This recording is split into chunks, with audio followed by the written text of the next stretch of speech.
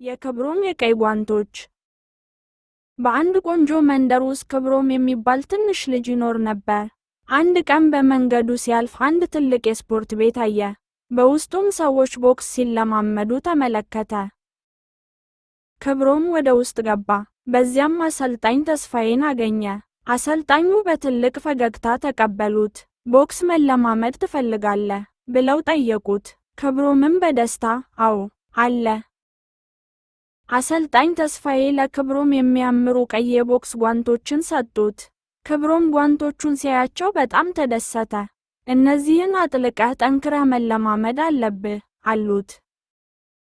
ክብሮም ልምምድ ጀመረ። መጀመሪያ በትልቁ አሸዋ የተሞላ ከረጢት ላይ መለማመድ ጀመረ። ቡጤ ቡጤ እያለ ደጋግሞ መታው። ልምምዱ ቀላል አልነበረም። ክብሮም በገመድ መዝለልን ተለማመደ። በጣም ቢደክመውም ግን ተስፋ አልቆረጠም። ሁልጊዜ እችላለሁ ይል ነበር። በየቀኑ መስታወት ፊት ቆሞ ራሱን ያይ ነበር። እጆቹን እንዴት መከላከል እንዳለበትና እንዴት በፍጥነት መንቀሳቀስ እንዳለበት ተለማመደ። አሁን ክብሮም ጠንካራ ሆኗል። የውድድር ቀን ደረሰ። ብዙ ሰዎች ሊያዩት መጡ። ክብሮም ወደ መድረኩ ወጣ። በዚያም ዳንኤል የተባለውን ተወዳዳሪ አገኘው። ሁለቱም ዝግጁ ነበሩ። ውድድሩ ተጀመረ። ዳንኤል በፍጥነት ይመታ ነበር።